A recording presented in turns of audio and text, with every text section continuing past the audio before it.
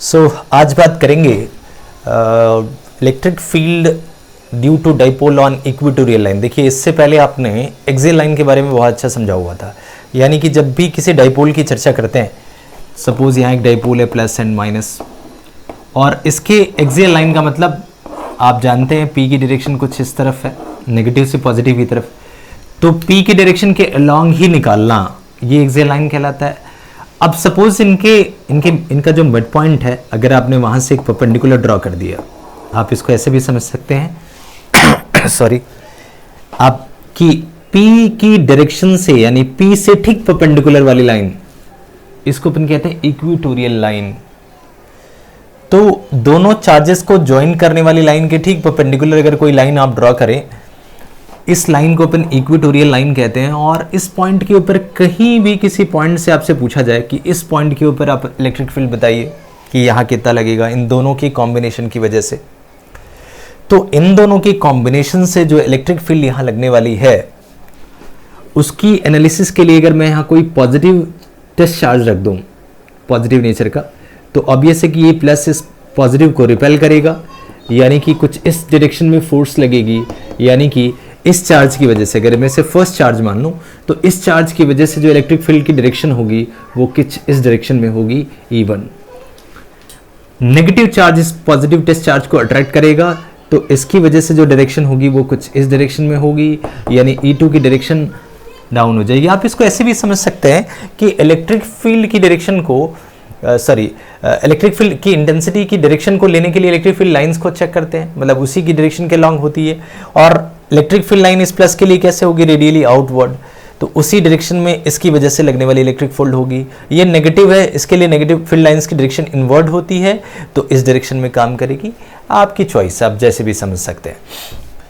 तो अब आप थोड़ा यहां देखेंगे कि अगर ये E1 इस डायरेक्शन में लग रहा है, इस पर्टिकुलर डायरेक्शन में, मान लिया यहाँ P पॉइंट के ऊपर इन दोनों के कॉम्बिनेशन से हमें निकालना है कि इलेक्ट्रिक फील्ड कितनी है, तो सबसे पहले E1 के बारे में सोचिए। अब ये E1 देखा जाए तो ये XY प्लेन में है, positive X and positive Y plane में है, मतलब positive X and positive Y में जा रहा है। तो इस E1 का कुछ अमाउंट इधर लग रहा होगा, जिसको मैं E1X मान लेता हूं, E1 का X कंपोनेंट, और ऊपर की तरफ इसका एक कंपोनेंट लग रहा होगा E1 का Y कंपोनेंट। ये तो आपको पता ही है, इन दोनों प्लेन्स में है। तो सिमिलरली इस E2 का एक शेयर इधर लग रहा होगा, इसको आप लिख सकते हैं E2X, और इसका परपेंडिकुलर जो कंपोनेंट होगा इसको आप लिख सकते हैं E2Y। सपोज ये पॉइंट डाइपोल मोमेंट के और इस पॉइंट के बीच का एंगल थीटा है, मतलब डाइपोल मोमेंट की डायरेक्शन कुछ ऐसी है, और ये पॉइंट को ज्वाइन करने वाली लाइन ये है, तो इन दोनों के बीच में एंगल थीटा है। या फिर आप इधर से भी ले सकते हैं, यहां से इन दोनों के बीच का एंगल थीटा, दोनों हो सकता है। तो आप चाहें तो इसको ऐसे भी थोड़ा और सिंप्लीफाई कर सकते हैं कि इस E1X की जो वैल्यू होगी, सबसे पहले तो आप थोड़ा एक और कहानी समझिए। मान लिया ये सेंटर से इस पॉइंट की डिस्टेंस मान लिया x है, जो कि हम लोगों ने एक्सियल में भी मानी थी, तो यहां भी वही कंसीडर कर रहे हैं कि इस पॉइंट से और इस पॉइंट के बीच की डिस्टेंस x है, और मान लिया सेंटर से चार्ज की गैप L है। आप जानते हो टोटल डिस्टेंस 2L लेते हैं, यूजुअली 2L लेते हैं, बाकी आप L भी ले सकते थे, तो L/2 हो जाएगा। सपोज मैंने इस पार्ट को L लिया हुआ है, तो ये भी L होगा। अब यहां से यहां तक x है, तो अगर मुझे इसकी वजह से यहां लगने वाले इलेक्ट्रिक फील्ड की इंटेंसिटी निकालनी होगी, तो उसके लिए मुझे ये वाली डिस्टेंस निकालनी होगी। ये ट्रायंगल एक राइट एंगल ट्रायंगल है, तो क्या ये वाली साइड x और L यानी x² प्लस L² का अंडर रूट हो जाएगा, यानी ये वाली डिस्टेंस x² प्लस L² की अंडर रूट हुई। अब ये x और ये L, तो ये वाला आपने निकाल लिया। अब अगर मैं यहां इलेक्ट्रिक फील्ड E1 यानी E1 के मैग्नीट्यूड की चर्चा करूं, E1 के मैग्नीट्यूड, तो क्या ये एग्जैक्टली इक्वल हो जाएगा E2 के मैग्नीट्यूड के? क्यों? क्योंकि दोनों के amount same, Q and Q, बस डिफरेंस किसका, ये पॉजिटिव है और ये नेगेटिव, बाकी अमाउंट सेम है, और दोनों की डिस्टेंस सेम। और इलेक्ट्रिक फील्ड किस चीज पे डिपेंड करती है? इलेक्ट्रिक फील्ड की डिपेंडेंसी जो है वो है K capital Q upon distance का स्क्वायर। तो अगर डिस्टेंस दोनों का सेम है, ये x और ये l, तो ऑब्वियस है कि ये वाली डिस्टेंस भी उतनी ही होगी। तो अगर q सेम और डिस्टेंस सेम, तो क्या इनका अमाउंट, q सेम और डिस्टेंस सेम, ये तो कांस्टेंट ही है, क्यों, तो क्या E1 और E2 का मैग्नीट्यूड सेम होने वाला है, जिसको कि मैं E मान लेता हूं। अगर दोनों का मैग्नीट्यूड सेम है तो उसको मैं E मान लेता हूं। डिफरेंस यहां सिर्फ प्लस माइनस का है, और उसी प्लस माइनस की वजह से इलेक्ट्रिक फील्ड की डायरेक्शन अलग अलग आ रही है। इसकी रेडियली आउटवर्ड, इसकी इनवर्ड, दोनों की डायरेक्शन अपोजिट है। ये पॉजिटिव एक्स वाई प्लेन में है, ये positive X negative Y plane में है, तो ये पूरा का पूरा सीन। तो इसकी वजह से जो चेंजेस आए हैं वो भी आपको पता है। खैर, अगर ये इवन पॉजिटिव एक्स और पॉजिटिव वाई प्लेन में है, तो क्या मैं इसको लिख सकता हूं कि इसका एक शेयर E1x होगा? तो क्या मैं E1 के x कंपोनेंट को लिख सकता हूं E cos theta? E cos theta ने इस तरफ लगने वाले शेयर को लिखा जा सकता है E cos theta. Similarly E1y को लिखा जा सकता है, E1y को लिखा जा सकता है E sin थीटा, ऐसे लिखा जा सकता है। वैसे ही आप E2 के दोनों कंपोनेंट्स को देखेंगे, थीटा क्यों? क्योंकि अगर ये थीटा होगा तो ऑब्वियस है कि ये थीटा होगा, इसीलिए ये जब थीटा है तो मैंने इस कंपोनेंट को कॉस कंपोनेंट माना हुआ है, एक्स एक्सिस की तरफ कॉस और वाई की तरफ साइन। सिमिलरली E2 के लिए जो कंपोनेंट बनेगा E2x, वो भी आप लिख सकते हैं E cos थीटा। क्यों? क्योंकि E2 E1 का मैग्नीट्यूड तो हम लोगों ने E माना हुआ है, क्योंकि मैग्नीट्यूड सबका सेम है। ऐसे ही E2y को अगर देखें तो उसका मैग्नीट्यूड कितना होगा, तो आप कह सकते हैं कि इसका मैग्नीट्यूड होगा E sin थीटा। अब अगर वेक्टोरली देखें कि E1x की डायरेक्शन कितनी है, तो आप कह सकते हैं कि इसकी डायरेक्शन i कैप की तरफ है। E1y किधर है, तो आप कहते हैं पॉजिटिव y की तरफ है। पॉजिटिव y के लिए आप j कैप ले लीजिए वेक्टर रिप्रेजेंटेशन के लिए। सिमिलरली इस E2 का जो x कंपोनेंट है वो राइटवर्ड है, यानी इसको भी आप वेक्टोरली लिख सकते हैं कि ये i डायरेक्शन में है। और इस E2 का जो y कंपोनेंट है वो नेगेटिव y की तरफ है। नेगेटिव y का मतलब आप सब जानते हैं, negative of j, negative of j vector ले लिया। ये मैंने E1 और E2 के कंपोनेंट्स को ब्रेक कर लिया। ओवरऑल E1 देखा जाए तो E1 यहां है क्या? क्या E1 की जो वैल्यू है वो E1 का x मतलब i cap plus E2 plus E1 का y component into j cap, क्या वेक्टोरली इन्हीं के तो सम है E? यानी देखा जाए तो जो इस E1 का x कंपोनेंट है, नहीं x और y का वेक्टर सम ही तो है ये E1। वेक्टर रिप्रेजेंटेशन करें तो आई होप कि ये चीज हम लोग पहले से भी जानते हैं। A B vector A plus vector B is equal to resultant R, यानी R is equal to A plus B, वही मैंने वेक्टर सम का यहाँ लगाया हुआ है। सिमिलरली अगर आपसे कहा जाए कि E2 के बारे में आप बताइए कि E2 क्या है, तो E2 के बारे में आप लिख सकते हैं कि E2 is vector sum of what, E2 का x कंपोनेंट और उसकी डायरेक्शन किधर है, पॉजिटिव y की तरफ, और नेगेटिव ऑफ E2 का y कंपोनेंट और j के लिए नेगेटिव है इसलिए मैंने यहाँ j लगा दिया। अदरवाइज है तो ये भी प्लस ही, लेकिन यहाँ आगे नेगेटिव हो जाएगा तो मैंने पहले ही नेगेटिव लगा दिया। यानी E1 की और E2 की दोनों की वेक्टर रिप्रेजेंटेशन आपके पास है, दोनों की प्रॉपर वेक्टर वैल्यू आपके पास है। यानी E1 को और E2 को दोनों को थोड़े कंपोनेंट्स के फॉर्म में आपने ब्रेक किया, नथिंग एल्स, और कुछ नहीं किया, आपने कंपोनेंट के फॉर्म में ब्रेक किया है। अब आप करेंगे क्या, इन दोनों को, क्योंकि जब किसी भी पॉइंट के ऊपर नेट इलेक्ट्रिक फील्ड निकालनी होती है तो आपको पता ही है कि ई नेट E1 और E2 दोनों के वेक्टर सम के इक्वल हो जाएगा। तो जब E1 और E2 वेक्टर सम के इक्वल होगा तो आपको सिंप्लीफाई करने के लिए सिंपल मैथमेटिक्स यूज कर लेनी है। अब मैं जरा इस पार्ट को हटाता हूं और हटा करके हम लोग फाइनल यहां लगने वाली नेट इलेक्ट्रिक फील्ड के बारे में जरा सोचते हैं। ओके, तो अगर मैं नेट इलेक्ट्रिक फील्ड के बारे में पूछूं तो क्या वो लिखा जा सकता है E1 प्लस E2? देखिए दो तरीके हैं, या तो आप आई जे कैप के फॉर्म में लिखिए, समझिए इस बात को, या तो आप आई और जे के साथ इसको लिखो, या तो आप सिंपल कॉस और साइन कंपोनेंट्स के फॉर्म में ही इसको रखो और उसी के साथ सोच लो। पहले मैं आई जे वाला दिखाता हूं और उसके बाद मैं आपको केवल कॉस और साइन के फॉर्म में ही बता दूंगा आखिरी के 2-3 मिनट में, जिससे कि आप चाहो तो ये आई जे कैप वेक्टर ना लिख करके सीधा साइन और कॉस के साथ भी सोच सकते हो। तो सपोज मैं ये कह रहा था कि मुझे एक पॉइंट के ऊपर E1 पता है और E2 पता है, तो क्या नेट इलेक्ट्रिक फील्ड इन दोनों का सम ही तो होगा फाइनल, वेक्टर सम, मैग्नीट्यूड नहीं, वेक्टर सम, क्योंकि इन दोनों के डायरेक्शंस अलग अलग हैं। अब डायरेक्शन के लिए अलग अलग हम लोगों ने कंपोनेंट बना रखा है ताकि हमें डायरेक्शन को लेकर के भी कोई दिक्कत ना हो। आई जे सबको ब्रेक कर रखा है। अब करना क्या है, करना ये है कि ये E1 जो है उसका एक एक्स एक्सिस में शेयर, एक वाई में शेयर, आई जे कैप के साथ, इसका भी एक एक्स और इसका भी वाई। तो अगर मैं वेक्टर सम यहां निकाल रहा हूं तो मुझे इनकी रिस्पेक्टिव वैल्यूज को भी रख देना चाहिए। इनका जो भी मतलब मैंने इस E1 को ब्रेक कर दिया छोटे छोटे टुकड़ों में जिससे मिलकर के बना है। ये E1x और E1y से ही तो मिलकर के बना है E1, तो उसके कंपोनेंट्स मेरे पास हैं, तो मेरे लिए ऐड करना थोड़ा आसान होगा। लाइक अगर मैं चाहूं तो इसको लिख सकता हूं, this can be written as E1x, किस डायरेक्शन में है ये, आई एक्सिस की तरफ, तो और ये E1x का मतलब E1 का x कंपोनेंट प्लस इसी का एक और भी तो है E1 है E1y, और इसकी डायरेक्शन किस डायरेक्शन में है, ये पॉजिटिव y की तरफ, मतलब j कैप से रिप्रेजेंट किया, प्लस E2 को देख लेते हैं। E2 का मतलब E2x, और ये भी पॉजिटिव x एक्सिस में है, यानी i कैप के साथ रिप्रेजेंट होगा, और j नेगेटिव की तरफ है तो आप पहले ही लगा दीजिए नेगेटिव ऑफ E2y, और ये कितना हो जाएगा j कैप। ये मैंने नेट इलेक्ट्रिक फील्ड के लिए चारों कंपोनेंट्स को ऐड कर दिया, चारों का वेक्टर सम, क्योंकि ऑब्वियस है कि ये E1 E2 और E1 की वैल्यू ये है और E2 की वैल्यू ये है। अब आपको मैंने एक पहले ही बात बताई थी कि मैग्नीट्यूड के मामले में E1 और E2 सेम है, मतलब जिसको आप चाहो तो E1 E2 को ही E मान सकते हो अगर आप चाहो तो।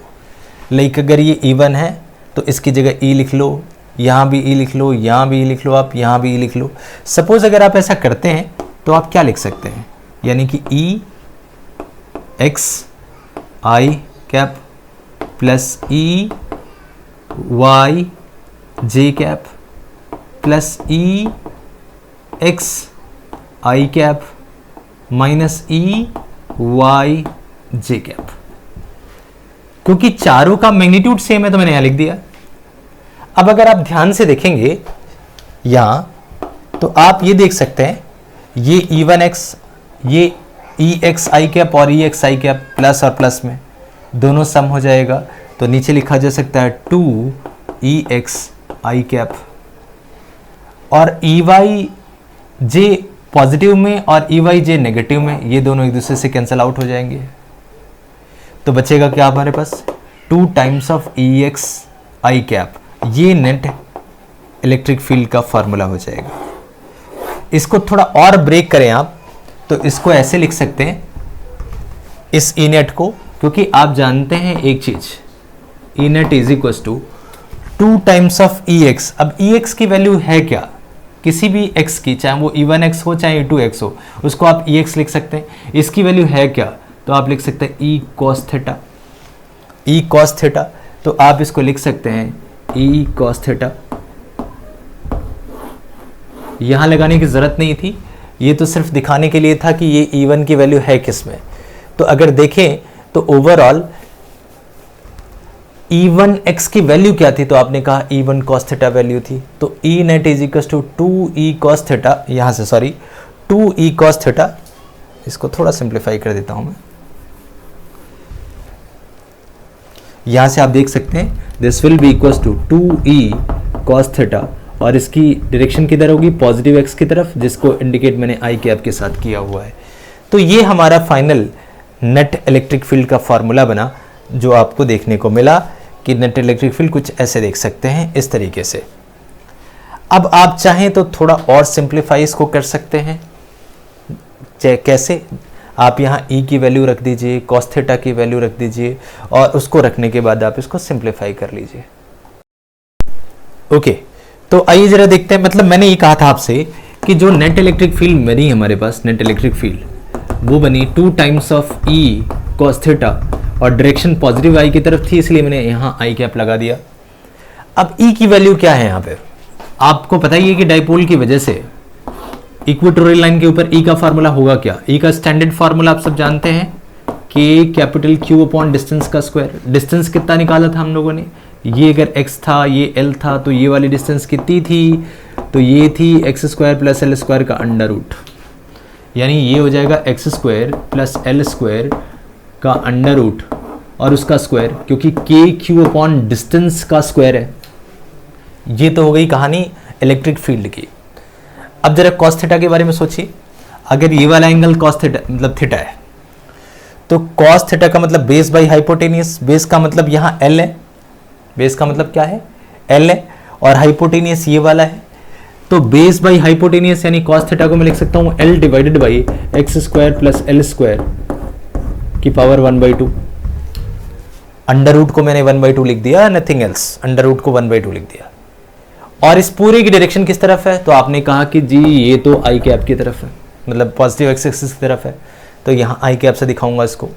अब यहाँ कहानी देखिए, ये आ गया के क्यू और यहाँ 2 भी तो है, तो लिख सकते हैं के क्यू 2l अपॉन, यहाँ स्क्वायर था तो अंडर रूट गायब, यानी कि यहाँ है x square plus L square की पावर 1, क्योंकि अंडर रूट ने स्क्वायर ने अंडर रूट को हटा दिया तो बचा 1, और इसके आगे है x square plus L square की पावर 1/2। तो ओवरऑल के Q 2l upon this and this, अब ये दोनों क्वांटिटी सेम है तो पावर इनकी ऐड हो जाएगी 1 + 1/2 का मतलब ऑब्वियस है कि ये 3/2 हो जाना है। मैं इस पार्ट को हटा देता हूं क्योंकि ये तो पार्ट आपने ऑलरेडी किया हुआ है। ओके, तो फाइनली नेट इलेक्ट्रिक फील्ड आप यहां लिख सकते हैं के Q into 2l upon x square plus L square की पावर 3/2, ये लिख सकते हैं। और डायरेक्शन आपको पता है ये आई कैप की तरफ है। तो नेट इलेक्ट्रिक फील्ड का फॉर्मूला हमारे पास ये फाइनल आ चुका है। किसी किसी के दिमाग में आ रहा होगा कि सर Q इंटू 2l को आप P क्यों नहीं लिख दे रहे हैं? लिख सकते हैं, बिल्कुल लिख सकते हैं। देखिए ध्यान से, अगर मान लिया ये डाइपोल था, इधर पॉजिटिव और इधर नेगेटिव, जैसा मैंने यहाँ लिया हुआ है, बाकी चेंज भी हो सकता है, इधर नेगेटिव इधर पॉजिटिव भी हो सकती है, कोई बड़ी प्रॉब्लम नहीं है। तो अब जरा ध्यान से देखिए, इस इक्वेटोरियल के ऊपर मुझे यहाँ निकालना था कुछ, या तो आप अगर मैं आपसे पूछूं कि यहाँ P की डायरेक्शन किधर होती है, तो आप जानते हैं P की डायरेक्शन ऑलवेज नेगेटिव से पॉजिटिव की तरफ होती है। इसको थोड़ा ध्यान से समझिएगा, नेगेटिव से पॉजिटिव की तरफ, यानी अगर इसका एक चार्ज ले ले Q और लेंथ ले ले तो 2l। अब अगर P की डायरेक्शन देखे तो क्या ये नेगेटिव की तरफ नहीं है, यानी कि Q इंटू 2l, और ओवरऑल इस क्वांटिटी की डायरेक्शन किधर है? तो आप कहेंगे direction of this is negative of I, ये है P की वैल्यू, यानी डाइपोल मोमेंट जो कि एक वेक्टर क्वांटिटी है, उसकी डायरेक्शन किधर है? तो आपने कहा उसकी डायरेक्शन है नेगेटिव ऑफ आई की तरफ। अब अगर मुझे यहां नेगेटिव ऑफ आई होता तब तो यहां P लिख सकता था, क्योंकि P की डायरेक्शन भी तो देखनी होगी, सिर्फ मैग्नीट्यूड से नहीं होता, उसकी डायरेक्शन भी देखनी होती है। तो Q इंटू 2l को सिर्फ P नहीं लिखना है, डायरेक्शन भी तो सोचना है। डायरेक्शन P की किधर है? इस कन्फिग्रेशन के अकॉर्डिंग नेगेटिव की तरफ, यानी अगर नेगेटिव आई आ जाए यहाँ पे, नेगेटिव आई, तो इस पूरे कन्फिग्रेशन को P लिखा जा सकता है, हाँ या ना? तो नेगेटिव लाने के लिए आपको क्या करना पड़ेगा? यहाँ नेगेटिव रखना पड़ेगा, या अगर ये पॉजिटिव है तो आप ये से कह सकते हैं अगर ये यहाँ पॉजिटिव होगा तो इसको यहाँ ट्रांसफर करोगे तो नेगेटिव ऑफ P आ जाएगा। यानी हमारे पास क्या है? Q इंटू 2 इंटू पॉजिटिव आई, तो ये पूरी की पूरी वैल्यू किधर होगी? ये बराबर हो जाएगी नेगेटिव ऑफ P के, मतलब यहां से नेगेटिव हटाऊंगा तो इधर आएगा, तो नेगेटिव ऑफ P के, यानी इस पूरे प्लेस के ऊपर मैं चाहूं तो नेगेटिव ऑफ P प्लेस कर सकता हूं। बात समझ आई? नहीं आई? एक बार फिर बताता हूं। Q इंटू 2l, आपको पता है मैग्नीट्यूड एक चार्ज का Q और 2l इनके बीच की डिस्टेंस, और इस P की डायरेक्शन किधर है? नेगेटिव की तरफ। तो यहां या तो मैं नेगेटिव आई लिख लूं या फिर इसको हटा करके यहां लिख सकता हूं, यानी Q into 2l into positive I ठीक बराबर होगा नेगेटिव टाइम्स ऑफ P के। और यहां ऐसा क्यों किया मैंने? यहां से आई नेगेटिव हटा करके यहां क्यों किया? क्योंकि मेरे पास ये पॉजिटिव में थी तो मैं इसकी जगह नेगेटिव ऑफ P लिख सकता हूं। एक और बात यहां समझेंगे आप, अब आपने ये तो समझ लिया कि ऐसा क्यों किया, एक और तरीके से समझिए इसको। पहले तो मैं यहां लिखता हूं नेगेटिव ऑफ P, यानी ई नेट की वैल्यू लिख सकते हैं आप negative of KP upon x square plus L square की पावर 3/2। आगे कुछ आई कैप लगाने की जरूरत नहीं, क्योंकि आपने पी के फॉर्म में इस डाटा को रिप्रेजेंट कर लिया। आप इस सिचुएशन में जरा दिमाग लगाइए, इस सिचुएशन में आई होप कि आपने ये तो समझ लिया था और नोट भी कर लिया था। ओके, इसको देखिए, जिस कॉन्फ़िगरेशन की बात मैं यहां कर रहा हूं उसका सेटअप कुछ इस तरीके से है, पहले प्लस बाद में तो इक्वेटोरियल लाइन के ऊपर निकाला, तो आप देखेंगे पी की डायरेक्शन यहां है और यहां जो इलेक्ट्रिक फील्ड आई है, नेट इलेक्ट्रिक फील्ड, उसकी डायरेक्शन राइटवर्ड है, क्योंकि ई इधर नेगेटिव की वजह से अट्रैक्शन और इसकी वजह से इधर, तो इन दोनों का रिजल्टेंट तो इधर ही डायरेक्शन में होगा, यानी ये पॉजिटिव एक्स की तरफ है और पी नेगेटिव एक्स की तरफ है। यानी अगर मैं नेट इलेक्ट्रिक फील्ड की बात करूंगा तो क्या ये नेट इलेक्ट्रिक फील्ड पी के अपोजिट होगा या नहीं? पी के ठीक अपोजिट की तरफ होगा, इसीलिए यहां नेगेटिव आया है। इस सेंस में भी आप सोच सकते हैं। इसीलिए आपकी चॉइस है, या तो आप Q × 12 पॉजिटिव आई को नेगेटिव पी रख दो, या फिर रिजल्टमेंट में पी नेगेटिव में सोच लो। अल्टीमेटली फॉर्मूला ये आएगा। और साइन की थोड़ी चर्चा करी कि जब आप पी प्लेस करेंगे तो नेगेटिव प्लेस क्यों करेंगे। एक और यहां इंपॉर्टेंट कंक्लूजन है, क्योंकि नेक्स्ट जब मैं आपको इन जनरल पॉइंट का बताऊंगा, जो कि सबसे अच्छा डेरिवेशन इन दोनों से, क्योंकि in general point, at any general point अगर इलेक्ट्रिक फील्ड निकालेंगे तो उससे किसी भी फॉर्मूला, चाहे वो एक्सियल हो, इक्वेटोरियल हो, या फिर किसी अदर प्लेस के ऊपर भी निकालना हो, तो आप उस डेरिवेशन से कर लेंगे। तो एक चीज जो हर जगह काम आती है, जो आपको सोचना है कि जब भी किसी डाइपोल के इक्वेटोरियल के ऊपर आप इलेक्ट्रिक फील्ड निकाल रहे होगे तो वो डाइपोल मोमेंट के ठीक अपोजिट आएगा।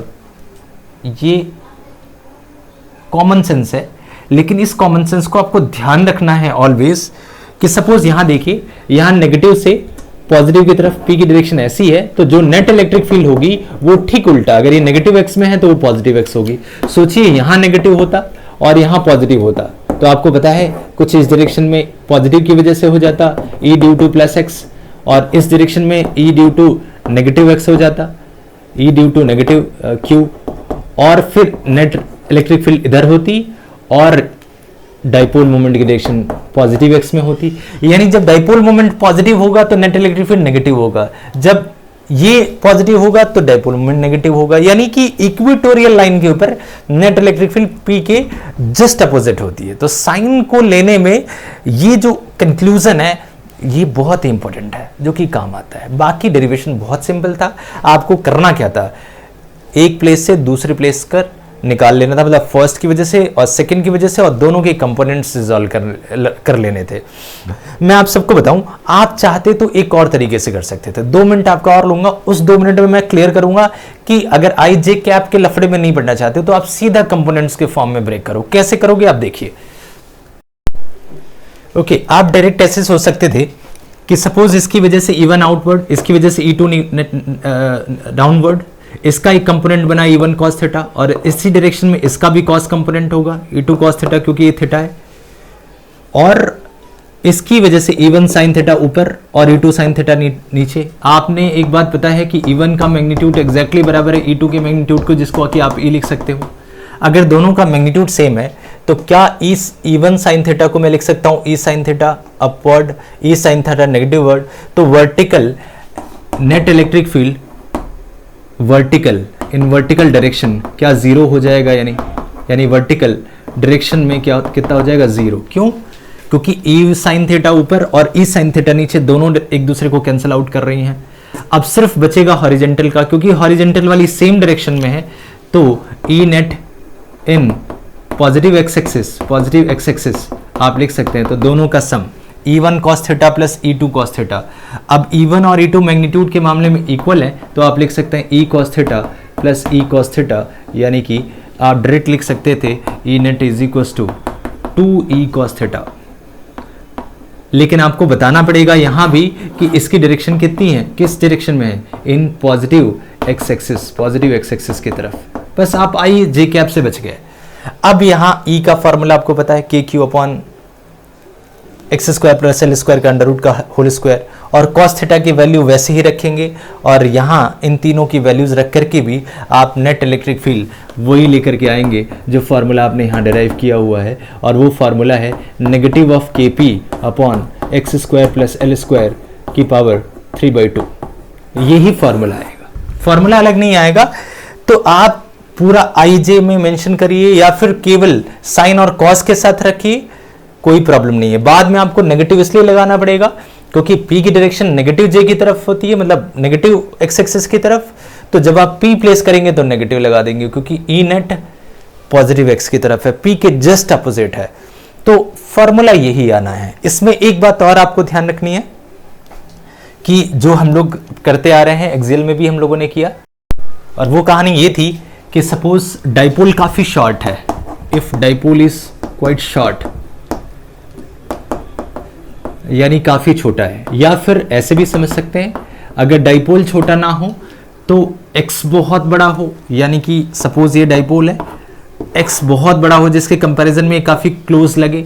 तो अगर ये काफी क्लोज लगता है, यानी कि अल्टीमेटली कहने का मतलब ये है कि x is quite greater than l। इस केस में आप l को इग्नोर कर दोगे, और अगर आप l को इग्नोर करते हैं तो नेट इलेक्ट्रिक फील्ड जो बचेगी वो बचेगी negative of kp upon l। हटा दिया आपने, l का स्क्वायर पूरा हट गया, फिर x स्क्वायर की पावर 3/2, स्क्वायर 2 से 2 कटा तो x का क्यूब बच जाएगा।